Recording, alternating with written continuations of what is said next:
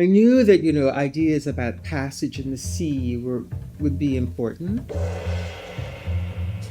Migration and immigration, forced and or otherwise, how people come to be where they are. What does it mean to leave or to stay?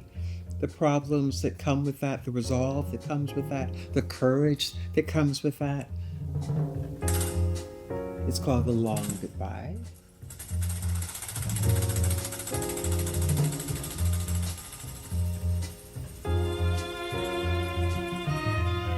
She recovers and rewrites history and inserts within it the humanity, moments of love and tenderness, so that as a viewer, you are rethinking the archive or rethinking your perspective on the world, but doing so in a very empathetic way.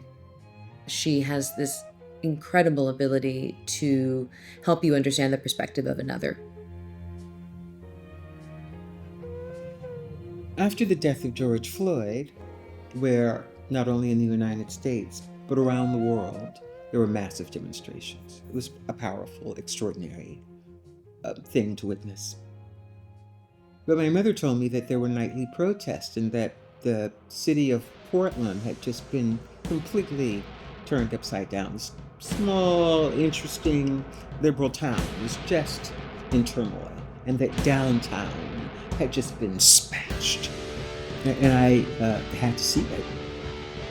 I arrived shortly after we were allowed to travel and photographed what downtown looked like.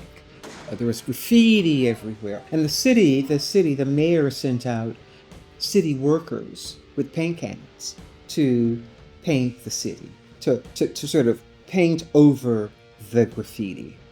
This painting of the town, this over-painting, the burying ultimately of a certain kind of dissent. This idea that certain kinds of resistance are constantly being buried and or sidelined. Speaking to that has been an ongoing part of my practice. She so seamlessly moves across mediums and forms of storytelling, masterful at working with image and word, sound. So I wanted to build my own speaker. The soundtrack that I'm using here at Goodman Gallery is really the soundtrack for the film that is actually not playing here, The Long Goodbye. Whisper of wind in my hair.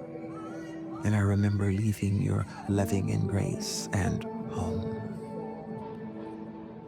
I remember when Britain was smashed and burned, and when we became a part of the Commonwealth, and when the Queen called saying that she needed us. I remember. There's a kind of tension in the music and the voiceover that sort of rubs up against the quietness of the images. And it goes back again to these ideas, like these sort of reverberating ideas. The ideas about old technologies, listening devices, of how you hear, by what means and what terms do we speak to one another.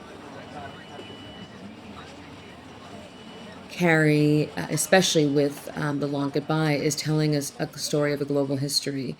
With the project, she started with the UK, but contextualizes the history of migration to London and to the UK within a much broader narrative. The piece only pretends really to be about East London. I'm not from there, and I can't pretend like I am, but I do know something about this story. I do know something about what it means to be living in a society that is threatened by Black and brown people, right? Because I live in the United States. I have a president named Donald Trump. The Long Goodbye, at the core of it, is this sort of insistence that, that Britain remain white. That's not going to happen. It's not going to happen here, and it's not going to happen in the United States. These pieces, the law of diminishing return, it's about the Atlantic slave trade, the forcing of people in the empire to negotiate with what it means to live in the empire. And now the empire has to deal with the reality of what they have created. One of my favorite moments about the film is the very last section where her narration of the film talks about it's changing, it's It changing, was it's changing changing from from white white and to black black to and shades of varying shades of brown. The change was coming and it was unstoppable. and she's laughing while she says this, and there's dancing and there's vibrant music. It was coming. It was coming.